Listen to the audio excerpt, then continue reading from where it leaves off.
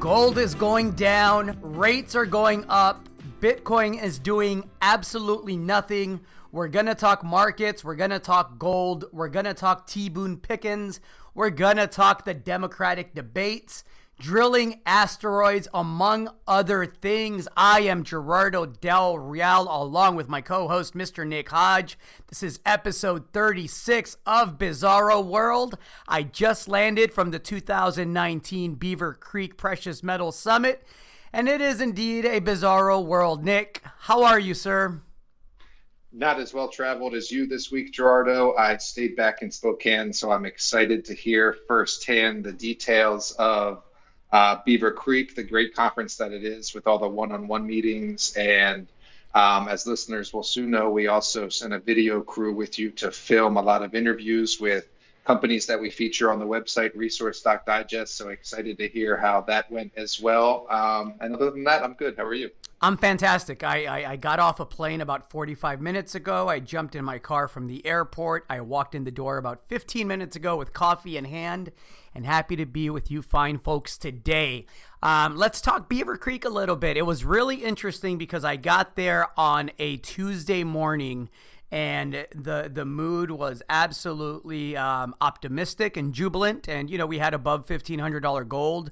It was similar on Wednesday. And then, of course, the last couple of days, we've had a little bit of a pullback. So there was cautious optimism towards the end.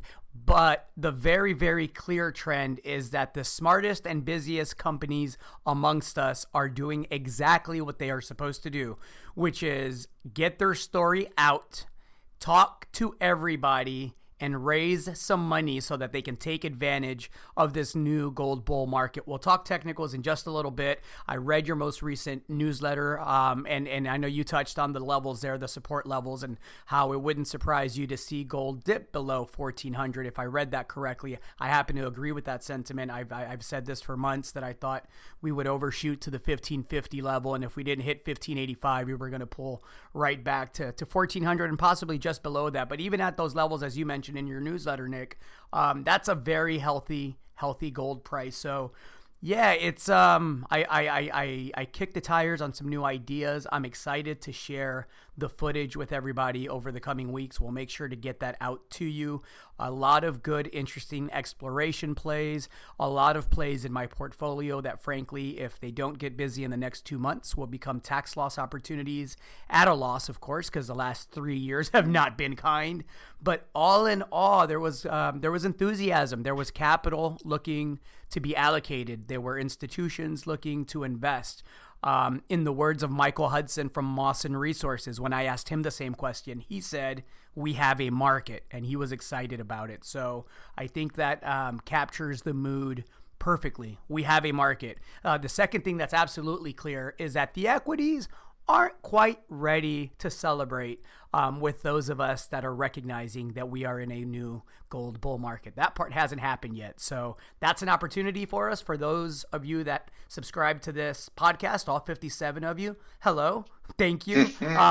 Get your money's worth, right? This is a free podcast. Get your money's worth. All we can tell you is find newsletter writers that you trust and like. That could be Mr. Hodge. That could be myself. That could be somebody like Brent Cook or Joe Mazumdar. Pick one, pick two, pick three, compare ideas, but please start doing that, and please start putting your list together, because this time next year you will be paying 2, 3, 4 times what you can pay for these shares right now. That's my brief take on it. I have a couple of comments and then a question or two. So first, I heard you say it's the traditional beaten dog sentiment. I've been talking about this with you and other people in our circles about how even at 1450 gold, 1550 gold, when the price is up at 6-year highs and we've had, a very strong summer and the producers are up, have doubled since late last year, we still have this mentality where, gold slips 20 or 30 bucks and, we're looking down at our shoes again. We're gazing down at the ground. We just can't hold our chin up because, like a beaten dog, even though we don't have a bear market master anymore, we have a new bull market master. We don't trust that new master yet. And that's sort of the best analogy I can make. And then the second thing, another thing I heard you mention in there was tax loss. And that's very funny too, because doesn't tax loss just seem to come earlier and earlier every single year. In fact, the Beaver Creek conference is a week earlier than it was this year last year. And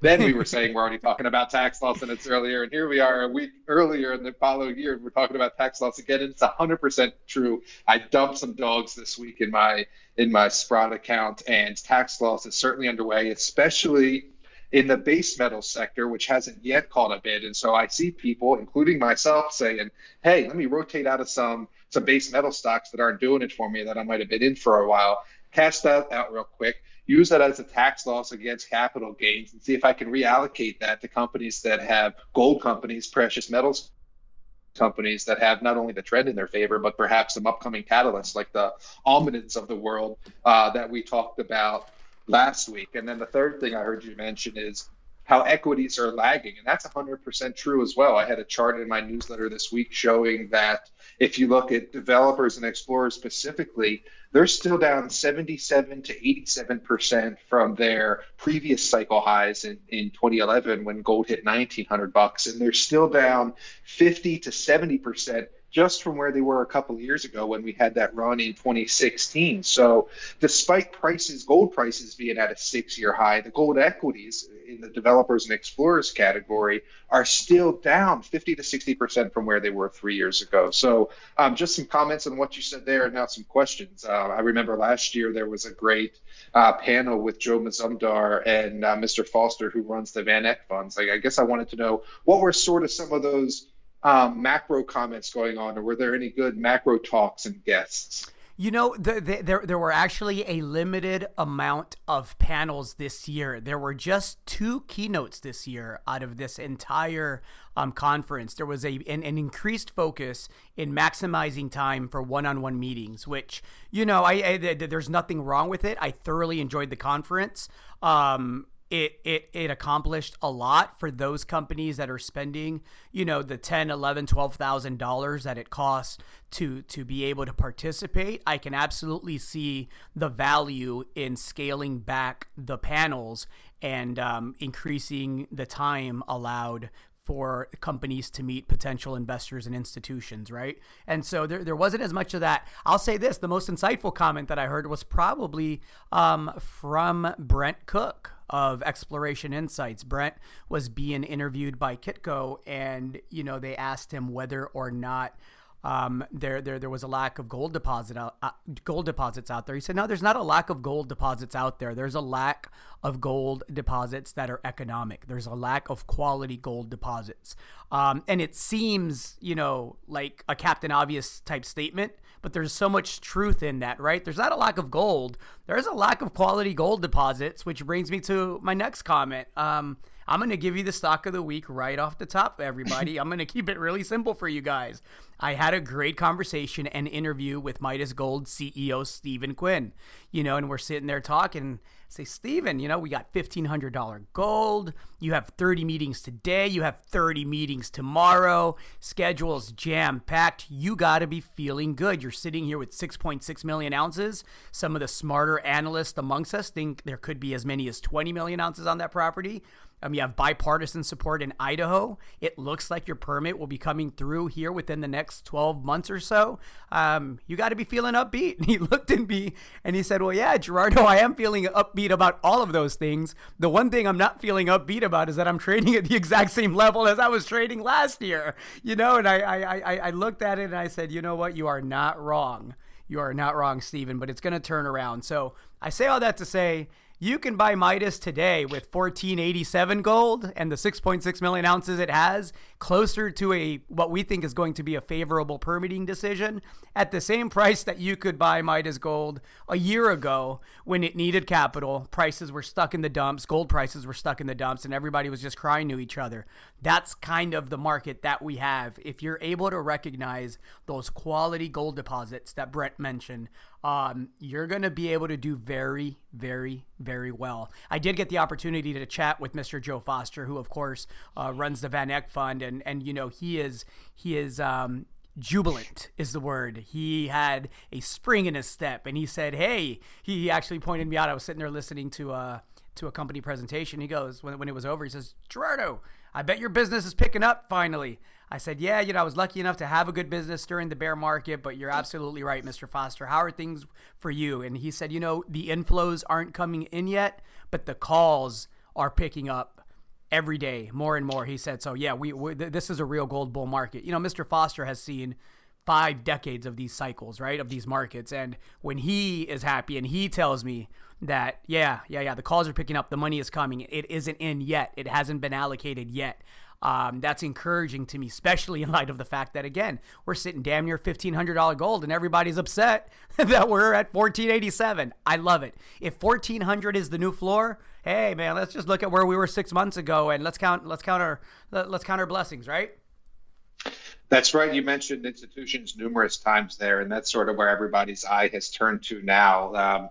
There was a Metal Investors Forum the week before Beaver Creek this week, and I listened to a talk by Joe Mazumdar, and he was talking about how, the trade war had driven some money into gold because people were unsure about the market. But as China and Trump go back to the table and as they start delaying tariffs, that, equities will start to rise again and gold won't be as much of a safe haven as it's been over the past, 2 or 3 months. And he was 100% correct. Look what happened just this week where we're talking about delaying tariffs. Surprise, surprise, because of the pork that 2 gentlemen have been talking about, starting 3 or 4 months ago, right? China had to ease the tariffs on the American pork because a third of their pigs have died. You remember when we talked about that on this podcast? Who told you first, America? Nick fucking Hodge told you first.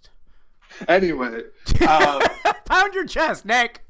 Damn it, nobody was talking about the pigs dying. You were. I try sometimes. Anyway, so what we need is the institutions, right? Because sure, gold is a safe haven trade, but the bigger thing is bigger than the pigs. Of course, it's the interest rates, and we just saw Europe cut again this week to negative 0.5%, and they turned their bond buying back on. And I don't want to get into that Euro discussion yet because I think there's more from Beaver Creek. But one of the things I was hearing was that there was supposed to be more institutional attendance in Beaver Creek. And so, like you say, you got more people calling, you got more people going to the conferences, and now we're just waiting for them to actually pull the trigger and buy. And I have to imagine, given the reports I was reading this week coming out of Europe, where Draghi was outright saying, we're about done, folks. These individual economies are going to have to do it themselves. It seems like it's not that far off.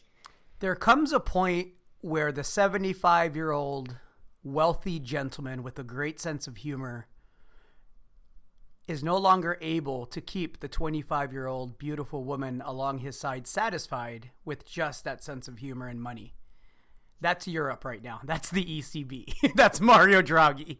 He understands. And let's be clear. He's only tapping out and saying, hey, you can date someone else, Europe, because he's leaving, right? Christine Lagarde is coming in next month. And so he's saying, hey, babe, you're next. You figure it out. That's where we're at. Europe is toast. It's they can prolong it for a little bit. I talked about that a few months ago. Frankly, I've been talking about it for a couple of years. There is no way for rates to go but lower. There is no other way that those things can manifest themselves because of the debt situation and the fact that it's about to be chaos, everybody. I don't know if everybody realizes this, but even in the little bit amount of time that I had at Beaver Creek to check on world news, it was very clear that, big economies, Germany, Italy, the biggest economies in the Eurozone, were not happy about the new stimulus. They were not happy about the bazooka. They were not happy that the 75-year-old gentleman is letting the 25-year-old date just to keep her nearby and satisfied, right? And so this is the beginning of what I think is that bond implosion and the destruction of the euro that I've been talking about for a couple of years. This is how it happens, right? When the largest economies, the most productive economies in the Eurozone are starting to argue openly with the head of the ECB, and you have a new incoming president, we're in for some fireworks, which, to tie it all in is why I believe that interest rates rising here in the U.S. and elsewhere this week is a blip. I don't think it's sustainable. I think it's common sense. I read a story, and we'll put a link up. It said this was the worst week for mortgage rates in 3 years, right? And so when you read that, you say, oh wow, it's the worst week for mortgage rates in 3 years, and then you realize that this is on the back of the best week in 3 years, right? So it's the volatility. What I'm trying to explain to you all is that the volatility is going to ramp up you're going to see $100 and $200 moves in the gold price up and down, mostly up, starting in October. That's going to be the new norm. So get ready for it. And again, for those that aren't convinced that we're in a new gold bull market, let's talk at the end of October. So I want to jump back to Stephen Quin because Midas is a company I have an interest in as an Stock investor, of the week, Midas Gold. as a shareholder, as a newsletter writer, and I share some of the same concerns. And to some extent, there's a couple of things that are out of the companies in Stephen's hands. One is the timeline of the Forest Service, which seems to keep getting pushed back, and on which I think we're supposed to have an update on by like this month or next month. And the second thing is the frivolous lawsuit by the Nez Perce tribe, which is suing them for something that Midas could not ever be held accountable for because they've never operated there. And so we talked about that when it was announced and how Midas stock went up simply because there was a gold stock in the news. We were, it was the start of a new gold bull market, but step back and Stephen's right. The stock is trading where it was. So what did he have to say? What was your conversation like? What is Midas Gold doing? Midas Gold is doing everything it's supposed to do. I won't put words in Stephen's mouth in regards to the lawsuit. What I will say, and this is coming from Gerardo, not from Stephen, is the lawsuit is laughable. It has zero chance of doing anything but delegitimizing the group that went ahead and filed it because of the fact that they've had some credible beefs in the past with other situations. This is not one of them. I did not get the sense at all from Mr. Quin that this is something that is going to have any kind of legs, but they're taking all the steps that they're supposed to take and acting accordingly to make sure that they vigorously do two things. One, defend Midas Gold in this lawsuit, and two, at the same time, articulate that all they're trying to do is clean up the fucking mess that they didn't make. that this is all Midas Gold is trying to do. We talked about it in our interview, and he explained as much, and we'll be happy to share that with you all here in the next coming weeks. But yeah, I think Midas Gold is an absolute steal at these levels. And I think everything is moving along well on the permitting front. He's not happy with the delays, but it's not a situation that's exclusive to Midas. And so we wait. And frankly, if it takes another couple of months for the stock to get revalued, that gives me another couple of months to add to my position. I'm happy to do so at these levels.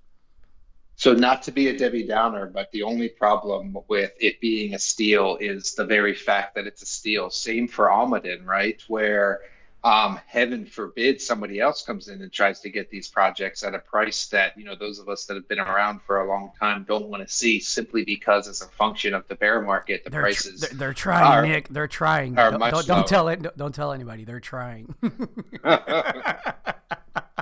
That's the worst. The Barracks and the Agnicos of the world looking for those scant economic gold deposits that you mentioned at the beginning. Yes. All jokes aside, I have voiced those concerns as a shareholder, and the responses that I got, again, without putting words in Almaden Minerals CEO Morgan Poliquin's mouth or Midas Gold CEO Stephen Quin's mouth, they are both very, very aware of the fact that both projects have a robust resource that is highly leveraged to a higher gold price. In Almaden's case, also a higher silver price. That, of course, cuts both ways, but they both believe that a better market is here. And in any negotiation, I've been assured that they will do everything to defend shareholder integrity when it comes to the quality of not just the current deposit that's there, but the exploration upside at both projects, which is substantial. And another reason why the shareholder base and structure matters. Absolutely. When you can call 5 of your major shareholders and have 45 to 50% of any vote, that's a lot of leverage in a negotiation. And guess what? That's a lot of leverage when you're negotiating what the price is going to be if you do decide to sell, right? And believe you me, the time to come in and do the hostile takeover for Midas and Almaden was when gold was sitting at $1,300 and silver was sitting at $15, $14.50, and it didn't seem like that was ever going to change. I think everybody is well aware of the fact that we're in a different market. The big money anyhow, the Agnicos, the Barracks, they all understand.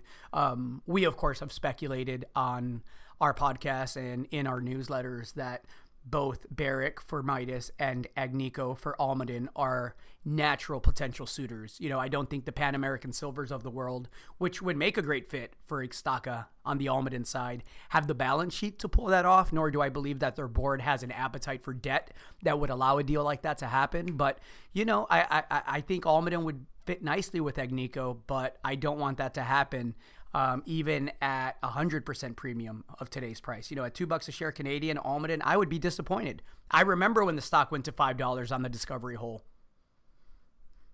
I didn't have $1,500 gold then. I didn't believe gold was going to $2,000 then and $3,000 in 3 years. I believe that now. So different times, and no Debbie Downers here, Nick. I think we're going to be in good hands. And again, I'm confident in saying that this time next year we're going to look back, be able to play this podcast and say, see, told you guys to buy a little bit of Midas, told you guys to buy a little bit of Almaden. I have a couple of other companies that I'll send a note out on Monday to subscribers of Junior Mining Monthly about. But there's definitely, this is definitely the time to purge the portfolio, as you are doing, Mr. Hodge, of the underperformers and underachievers, to put it nicely, and replace those. Take the hit to the ego. Our job isn't to feel good about ourselves. Our job is to help make people money. And we all make bad picks and picks that don't work out. Markets go against us. That's happened in the past 3 years. A couple of winners, a lot of losers on my end. That's about to turn. And so it's time to get rid of some of the companies that have decided not to participate in this new bull market and replace it with young, hungry, aggressive companies that are going to give us a shot at goal. I'm starving. I like it. So that's my brief Beaver Creek recap. What else? Everybody was there. You were missed. Everybody asked about you. It's we're coming into an election year. I know you wanted to talk about the debates. We'll get into that here in just a little bit. But it was interesting having dinner with the mining gentlemen of the conference. That's always a fun time. Talking politics is always frowned upon. I like to engage. I think it's fun. I think it's fun to exchange ideas. I like to see who the delicate flowers are and who actually, just has an idea they want to share and debate a little bit. So that was a good time. I enjoyed that. A lot of good things going on. Good. Who did you have dinner with? So here's the conundrum, right? I can either share with you who I had dinner with, or I can share with you the conversation. I can't do both because it was an off-the-record dinner and an off-the-record conversation that was spirited. I'd rather the conversation. All right. So I go into my wife flew out for a day and a half and we got to hang out, and it always makes the traveling a whole lot easier when you're gone for almost a whole week, right? Away from the kids, away from the wife. And so we got to hang out for a couple of days, and then she flew back. So Thursday evening, I'm wandering around, and, I didn't want to do the bar scene at the main hotel. So I decided to go back to my hotel. I always stay down the mountain and try to kind of isolate myself and go have a private dinner. So I walk in, and there's 6 gentlemen and an IR woman there having dinner, and say, hey, Gerardo, come over, have dinner. Where are you going? Who are you with? Nah, I'm by myself. I'm just gonna grab some dinner and a drink. Well, come on over, sit down with us. So anyway, we sit down and we start talking markets, and of course, they're 4 or 5 margaritas in. So immediately the conversation turns into, and Gerardo here is, first generation Mexican American, right? Because I'm always good fodder for that. I always, I like the conversations, and oh, really? And we get into the usual. What part? Where's your family from? And what part of Mexico? And the usual superficial conversation. Oh, Zacatecas. Oh yeah, rich silver mines, big silver mining town, great place. Blah blah blah. Hey, what do you think of President Trump? Right? And that's where the fun really begins, because I am so tired of talking about candidates. And this is exactly what I told these fine folks. I said, what part of President Trump? President Trump is a person with many policies and opinions. And if you're asking me, what do I think of him as a person? I frankly think he's a piece of shit of a person. But if you're asking me about specific policy ideas, well, I have different opinions there. I can separate, the person from the policy, right? On China, I think he's 100% correct. I think China's been eating our breakfast for decades on end. And I think it was about time that somebody actually negotiated in a serious fashion, brought them to the table. And let's see if we're able to actually get some concessions from them. But it was absolutely time. This is a critical time, I think, in America's, standing as the leader of the free world. If we're going to continue that in the next decade, things have to change in regards to our IP and what we allow China, frankly, to steal from us. So, that was my comment to them was, well, look, if you're talking about Policy, well, pick a policy. If we're talking China, I think that's the right approach. Let's see if you can get some results. If we're talking about immigration, everybody that listens to this podcast knows I think this administration is pimping kids, and so immediately, a gentleman says, well, don't you think it's the government's job to protect you? I said, fuck no, it's not the government's job to protect me. If you come onto my property, there's guns. I'll protect me, right? We'll protect each other. It's the government's job to provide rule of law. It's the government's job to be transparent. It's the government's job to be fiscally responsible with the tax dollars that we provide it. It's not the government's job to put kids in cages and charge $750 a day for those kids in cages, and then now not allow women to have what they need to go through a proper menstrual cycle. And again, to go further, and I don't want to go too much further into it because we've done that a lot in this podcast.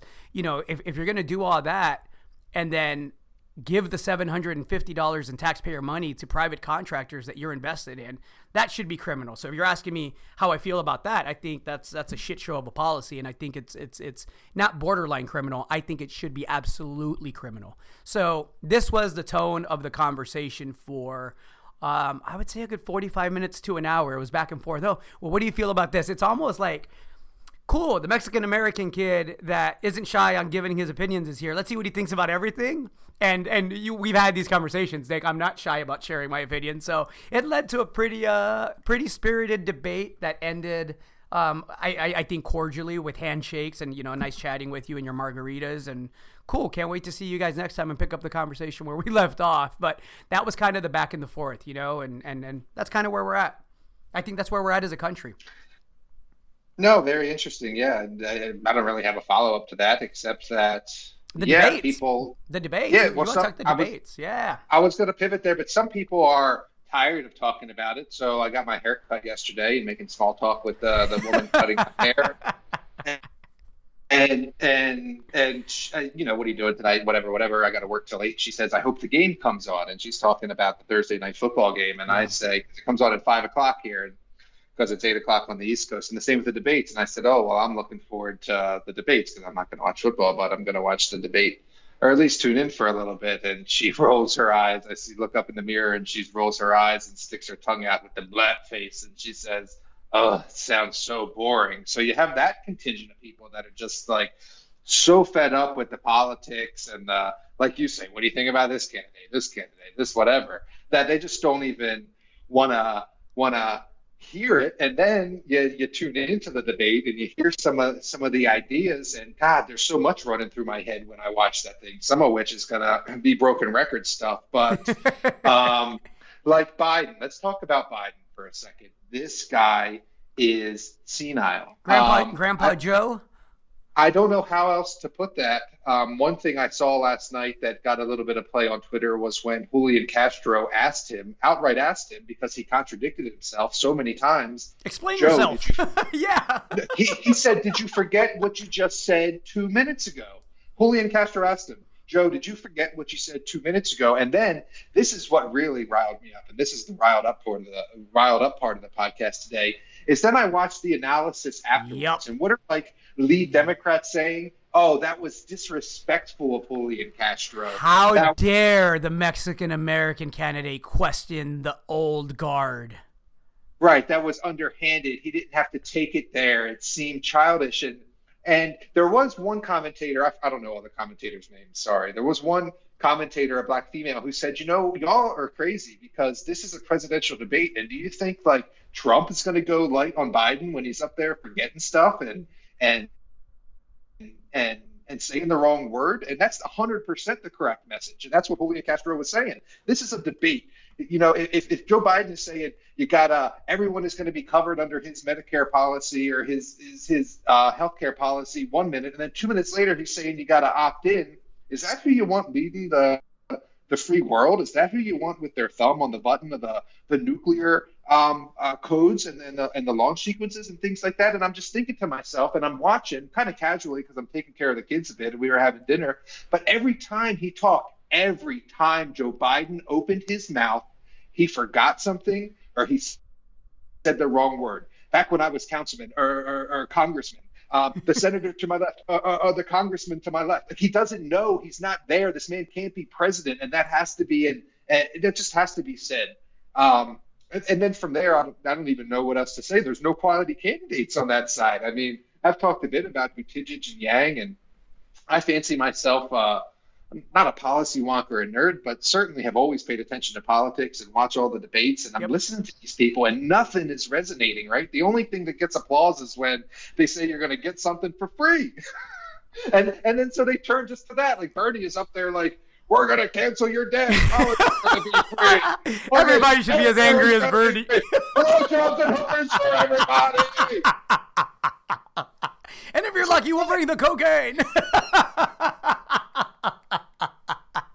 And so I'm watching this thing, and I'm just disarrayed, as America has been, because I'm not hearing any sound proposals. People are talking over each other. Anyway, it's a shit show. To echo what we said last week, unless something happens fast, man, Trump is a two-termer, and that's not necessarily a bad thing, because then hopefully we do swing back to somewhere where we can get something done in the mid-2020s, which is when this whole fourth turning thing is going to come to a head, and we get our younger candidate, but I'm not seeing it in 2020. And to tie it all in, I think this is what left not almost. I think everybody but the IR person was surprised at the end. They go, so who do you think is going to win? But at this point, they're a little pissed off at me, right? And maybe not pissed off, a little annoyed at the transparency of my opinions, right? So who do you think is going to win in 2020? You think it's going to be Beto? You think it's going to be Joe Biden? I said, no, I think it's going to be Trump. So I'm sure they walked away. This is the first time most of these people had ever met me, not knowing what the heck just happened with that conversation, right? And I think it just goes back to the way that we typically have conversations in this country. People pick people. People pick personalities. People vote personalities. People pick entertainment. That's okay if it's a movie that you choose to watch, or an album that you choose to listen to, or a piece of literature that you read, or a painting that you buy. It's not okay, people, if we're choosing and selecting people to write laws that affect all of us. That's not the right approach. We should be talking about the exact same thing you just mentioned, Nick. Policy, ideas, the best amongst them. Then we can get to the character of the person, because obviously with Trump and all of his character isn't the most important thing, and obviously policy isn't either. So we better figure that out. But I think you're right. I think right now the way it looks like Trump gets a second term. I think all hell breaks loose. And I think that is the kind of stuff and the kind of energy that turnings usually need and bring. And so it's going to be volatile, folks. That's all I have on that front. What's next? Let's talk about gold technical levels. You touched on it a little bit in your newsletter. You want to take it away and kind of tell people where you see the bottom in gold on this move down? Did I do that? Sure. I think that it could go below 1400, as we said at the top of the hour. If I look at a chart and I pull it back for a year and I just do some rudimentary technical stuff with it, which again, I'm not a technician. I will always tell you that gold can pull back to, let me draw a line here, like 1386 is what you said. Call it. There you go. 1386. I mean, yeah, because that's like the floor of where it was. It seems like that was so long ago. July 1st, it was at 1386. And then if you remember, it bounced around in a range between there and 1425, 1423, call it. And so there is support there. And that's like $80 to $100 down. And so even if it gets there, there's support. And the bull market trend line is still intact, and there's not much keeping it from bouncing back up to 1500, 1550 with strength. But then if you pull the chart back further, there's not a lot keeping it from going incredibly higher after that. Like once it gets to 1600, like 1800 is like a hop, skip, and a jump away. And so those are sort of the technical levels that I'm seeing, and I think you'll see them tested as. It's a battle, right? It's always a battle between interest rates, a battle between governments, a battle between markets, a battle of capital for for yield and gain, and that's what makes this thing fun. But anyway, those are the levels I'm seeing. Agreed, and that's exactly what you said in the most recent issue of your Wall Street's Underground Profits, which subscribers like myself received today. I read it on the plane on the way here, and I couldn't agree more. I'll add this. I think, and I said it already, but let me say it again, the moves are going to happen quicker, people.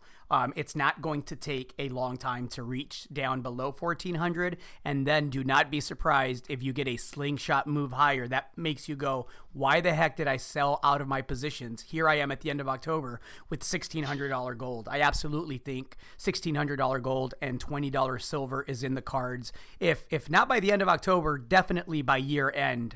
It's not a coincidence that silver, which I've been hesitant to call, ready for prime time, if you want to put it that way. Gold was down 0.7% today. Silver was down 3.6%, right? So the moves are getting exaggerated. The volatility is going to increase. And, oh, man, it's going to be a fun fourth quarter, Nick. That's all I got to say on that front. And just a quick note, and I'm no expert on PGEs by any mean, but I've been seeing them pop up on my radar, and my spidey senses are going off about this palladium and rhodium stuff. One of the reasons I wrote a little bit about Sabanier this month, but pay attention to them or put them on your radar. I like it. I just want to say two quick things on a little bit of a sadder note. One, Bob Moriarty's wife of I believe nearly 3 decades passed recently. So I just, Barbara, I saw that. Yeah. So condolences there to Bob and then the family and everybody. I've been with my wife for 18 years, love her to death. She's my better, smarter, prettier, funner half. And I cannot imagine a world without her. So condolences there. And then, on a less personal note, obviously, Boone Pickens passed away. This is a guy that, a walking contradiction, right? The guy was an oil man and a renewables advocate, right? This is a guy that could chew gum and walk at the same time. He could have two ideas, one that made him a lot of money, and two, one that, allowed him to channel some of that money into the future. And so he passed away at 91 years old. We should all be so lucky. I remember seeing a I don't want to say a performance, but he was on a show last year with Tony Robbins. And I mean, it was amazing to me that at 90 last year, he was so lucid and clear and clearly of sound mind. So, rest in peace to Boone Pickens as well. Definitely somebody that not only made a boatload of money, but was extremely generous with that money. And so, there's communities all across Texas and Oklahoma that have benefited immensely from, his business acumen and savvy. He made a lot of donations to the University of Texas and was a giant in the energy space. And I can talk about him for a second because we don't have to talk about my introduction to this market with renewables again. But when I was first doing this stuff, Boone Pickens was big because he had this thing called the Pickens plan. Well, he was big for a couple of reasons. Obviously, he was an oil tycoon, but he was preaching about peak oil back in the mid 2000s when not a lot of other people were talking about it and why oil prices had to rise and stay high. He was big on the water thing, buying up large swaths of land in Texas and other states that sat atop aquifers because he saw the writing on the wall for the global water crisis. And then he had that Pickens plan thing, where, as you say, it was pro-renewable, pro-wind, in fact, where we were going to use a wind in the Midwest to offset our carbons. And so I had a chance to hear him speak a couple of times when I was younger, and I did a couple of newsletter promotions based off of his ideas. So sad to see Titans fall hard at the fourth turning when you see heroes like that fall, because the 4 generations later got to rise up to supplant them. And that's sort of what we're going through now. And then on Barbara's side with Bob, I had lunch with them once in Los Angeles, and as he wrote, she was the brains behind that website. So best of luck to him, and certainly condolences. Yeah, I remember when we purchased Resource Stock Digest and relaunched that, and I launched my newsletter. At the time, it was Resource Stock Digest Premium, now Junior Mining Monthly. he sent a note, and Bob isn't somebody that I knew, on a very personal level, but he took the time to send a note out, and he said, I think the timing of this is genius. Right. And of course, it turned out to be that the timing was great on the business from a business perspective, because we've done well, and we've told some quality stories through the site, and made some great relationships. But it wasn't genius in the sense that, it was a head fake in the gold space, in the precious metal space. And then we had a couple of years of humble pie. But I just thought that him taking the time to write a note to a relatively young guy that was going to be in the same space, also in the U.S., also, looking to tell the story of resource companies, quality companies in the space. I thought it was generous, and I thought it spoke to the character of him. I was just going to say it shows character for sure. Absolutely. And I think that's the two things we can agree on that Mr. Pickens and Mr. Moriarty shared. They each had character. They don't make people like that anymore. T. Boone Pickens is a kid of the Depression, right? The Great Depression, and that's where he really learned the value of a dollar. There's a story, and I'll put the link up to it on the podcast here of him leaving his lights on after leaving a room a couple of times, and so his mom would hand him the electric bill and say, "Here, boy, you go pay it."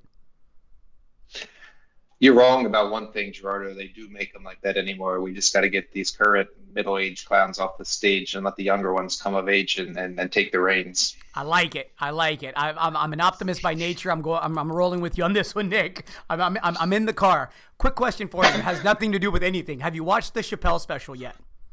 I have watched it. Sticks and Stones. Sticks and Stones. He talks about Jussie Smollett. Juicy Smollett, the great Frenchman. All right, so I'm going to recommend another one to you along the same spirit. Very similar in tone, very similar in content, and very similar in I don't care who amongst you doesn't like it. I think it's funny. You have to see the new Bill Burr special. I'll check it. Is it on Netflix? Yep. Those two, I think, are leading the way for the future of comedy, at least in this environment. They toe that fine line where, frankly, they say things that I don't think very many people could get away with, but they do it in a way that's so hilarious that you have to laugh, man. I mean, this guy, Chappelle, he was talking about Me Too and defending other comedians that had exposed themselves and jacked up in front of other people. Talking about, well, you could have just left the room. You didn't have to stay there. And it was his room. He's okay with Michael Jackson staring at little boys' assholes. I mean, this was some comedy gold, folks. Again, delicate flowers amongst you. I don't recommend it. If you have a sense of humor, you're not going to see very many other people tackling the issues that Chappelle and Bill Burr tackle in their respective specials. So, the weekend's coming up. You guys all know we record this on a Friday. Give it a go if you want to get a good laugh. Really, really good stuff. So, you got me to watch this TV this week, Gerardo. I got two things in debate and Chappelle. It's like it's a record. I like it. Let's talk drilling asteroids. This is going to be Nick's insightful, intelligent, informative, maybe positive story for the day. Give it to me, Nick. It's going to be positive, and it's not about drilling asteroids in space, because that's as nonsense as solar roads are. We ain't mining anything in space. Folks, if you start reading articles about that, I think I've said it before, but with gold at 1,500, I've seen them popping up again. Oh, there's gold in the asteroids. We're going to go get it. No, you're not. Stop it. You don't have enough money to get the rocket ship up there, to get the payload back. The costs aren't there. Try doing a feasibility study on an asteroid, you assholes. You're not mining them anytime soon. Anyway. And even if we had the money, the aliens wouldn't let us. That's right. So take that. Anyway, that's not what this is about. This is about drilling the asteroid that hit Earth, that killed the dinosaurs, that sent us into an ice age under which the Earth was 30 degrees cooler for decades. You know this asteroid, right? It's the one that killed the dinosaurs that God put here. Yep. Anyway, it's off the coast of Mexico, and they're drilling it just like they would drill deep porphyry, or like they would drill for oil. And so you should look it up, Gerardo, because the gentleman who's leading the project is from the University of Texas at Austin. And so what they're doing is they're drilling through the rock. I mean, think about it. Just like you were drilling for any resource. They're going through the crust and down through the layers. And as they're pulling out the core, they can see in real time like what they're going through, just like any good geologist can. And so they know like the upper layers weren't the asteroid because they can see that those rocks took geologic time scales to form, like millions of years to form. But then they get into the asteroid and they can tell that these layers of rock were deposited in minutes, like the day it hit Earth, drove through the seafloor, drove through the sea, made a crater, and then that rock from the asteroid, went down hundreds of feet into the Earth's crust. And that's what they're drilling off the coast of Mexico to get data on all kind of stuff. What was the impact like? What was actually in this rock? How can we benefit from this as humanity? How can we learn about what that asteroid did to the climate and weather patterns after it hit and the temperature of the Earth? And so it was just one of the most fascinating articles I read this week. It was on the Wall Street Journal. I'll post a link. I'm clearly not a scientist, but I'm fascinated in stuff like this. And so if we can drill into an asteroid that hit the Earth millions of years ago and learn more about previous species and evolution and mass extinction events, I think that stuff's fascinating. So I just wanted to bring it to your attention. And I just used the Google really quick. This is really, really fascinating. Let me read a little bit. Here's some quotes from the article, and I'll post a link of it. It says, most of the material that filled the crater within hours of impact was produced at the impact site or was swept in by seawater pouring back into the crater from the surrounding Gulf of Mexico. Just one day, imagine this, just one day deposited about 425 feet of material, a rate that's among the highest ever encountered in the geologic record. It also says that the breakneck rate of accumulation means that the rocks record what was happening in the environment within and around the crater in the minutes and hours after impact. And obviously it gives us clues about the longer lasting effects of the impact that wiped out 75% of life on the planet. Here's the part that, just scanning through this really quick, is absolutely mind-blowing. It's crazy, right? This is crazy. Researchers estimate that the asteroid hit with the equivalent power of 10 billion atomic bombs of the size used in World War II. Think about that for a second. 10 billion atomic bombs. All at one impact. That's absolutely bonkers. Bonkers. You yeah, need many Enola Gays to drop those bombs. That is... that's mind blowing. That's fascinating stuff. I told you guys it would be insightful. That's why he's Nick Hodge. It's just like tree rings, except for the entire Earth and millions of years ago. So fascinating stuff.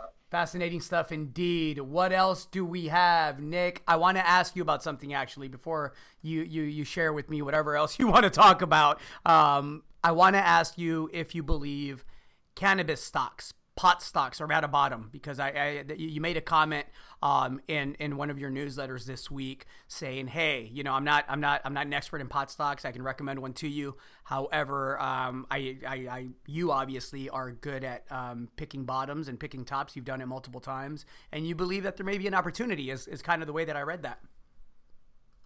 I think so. Just look at the charts of the big ones of Canopy Growth and of Aurora, and you'll see that in Canopy Growth's instance, it's bouncing off of where it bounced off of in late 2018 and mid 2018 at the $32 levels. Each of those times it ran back to over $60. And so ebbs and flows, cycles, that's what economics and finance is all about. It's all cyclical. And you're coming into a collection year. I'm Joe Biden now. You're coming into an election year, and you're starting to hear people talk more about cannabis. Kamala Harris last night was talking about how she's reversed her stance and is now for the legalization of weed. And we heard Joe Biden say last night that it shouldn't be criminal, but he still wants to make it a misdemeanor, and he's wrong. It should be legal. But anyway, they're talking about it, and I still continue to think Trump is going to talk about it as a way to get more independent libertarian votes headed into the general election.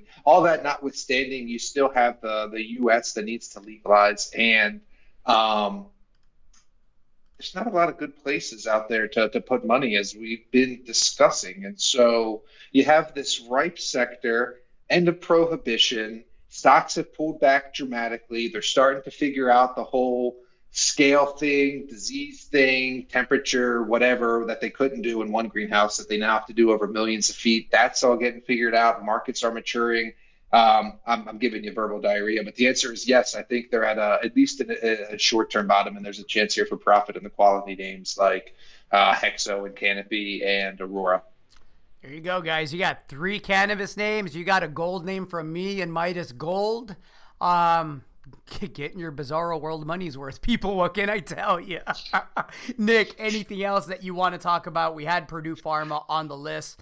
You know how I feel about those assholes. You and I haven't chatted about why it's on the list because I just got in right before we started this podcast. But I sense that it's in regards to the New York Times article that showed these assholes were wiring $1 billion plus in the days prior to the settlement. Correct? Well, it's that they've agreed to a settlement that would see them pay out $3 billion and not admit guilt, which is just in typical fashion. A couple of weeks ago, we were talking about $12 billion, and here we are a couple of weeks later talking about $3 billion. And that's why I wanted to just mention it for a bit. I mean, it goes nowhere into holding them accountable. It goes nowhere into making them forfeit all of their ill-gotten gains. Just something to pay attention with. It says here, under the deal, the Sackler family would pay $3 billion in cash over 7 years and does not include an admission of wrongdoing because, of course, not. Why would it?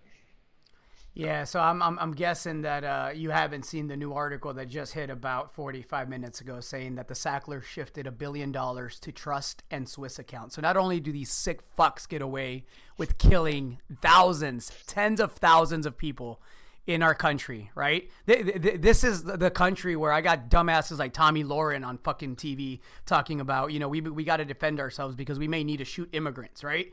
But yet these assholes are shifting billions of dollars right before they get away scot-free for murdering people. That's what they did. They didn't, they knew where every pill was going. They knew who it was going to. They knew there were counties where people were getting, 20, 30, 40, 50 pills a day. They did nothing. They alerted nobody because of the money coming in. They used that same money to pay the fine that keeps them out of prison. And just to add insult to injury, they shift the money around to make sure that, the regulators or whoever they're agreeing to this deal with don't end up with the bulk of it. Sick shit, people. Be mad at that. I want to see Tommy Lauren talking about shooting them. Yeah, be mad at that is right. Yeah. Again, I'm not encouraging that you do shoot them. I'm just saying the anger should be proportionate. Agreed. All right. Last thing I'm going to talk about, we're going to switch it up a little bit. Let's end with Bitcoin. Boring, right? This reminds me of gold 3 months ago when I started the podcast and I said, gold, is it going anywhere? And you responded by yawning, right?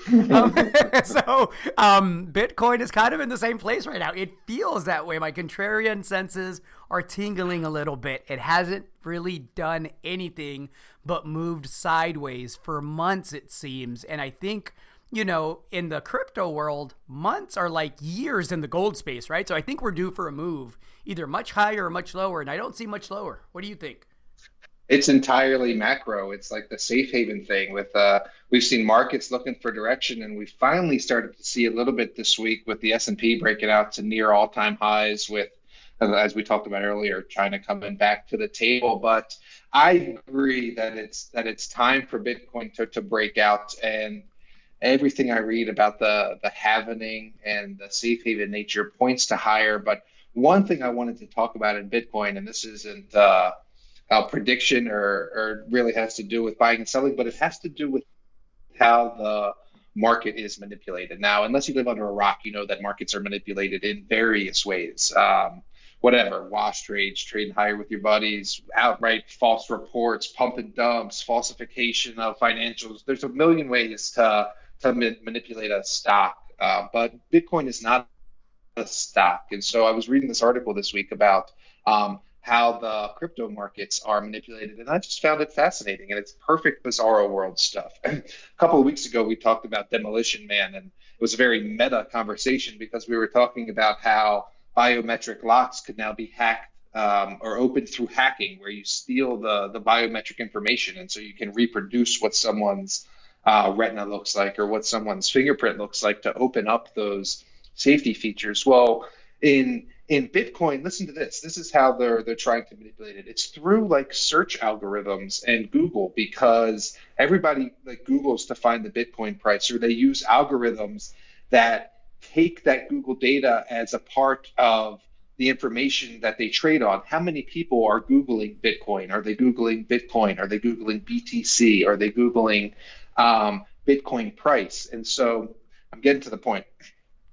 The way people are trying, the way people are trying to manipulate Bitcoin is by manipulating search, by manipulating search engines. They are creating not trading algorithms, but algorithms that search for BTC over and over and over. So when somebody's trading algorithm does look for the Google activity, the trading algorithm looks at the Google activity and it says, whatever it is, nobody's Googling BTC today, or 100 million people are Googling BTC today. Maybe, that precedes a move in volume and people are Googling BTC because they're going to buy. And so I know I'm not articulating that well, but the crypto market or the crypto whales are manipulating search data in order to manipulate trading algorithms. Have I gotten that across?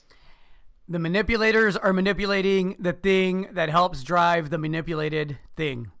Did I get all that? Yes. It's like negative rates. Yes. It's a bizarro world, everybody. That's all I got for this week. It truly is getting crazier by the day out there. Hopefully, we can share a couple of ideas with you that make you a little bit of money, or at the very least, pique your curiosity a little bit and help with your due diligence process, and maybe even share a story or an opinion or two that engages, the cool part of your brain that has thoughts from time to time. So that's all I got, Mr. Hodge. Anything else? No, that's it. We're heading into the final quarter of the year. It has flown by. I think it's going to be exciting. As you say, things going to happen fast, so buckle up and pay attention. I agree. Episode 36, Bizarro World, everybody. Thanks. See ya.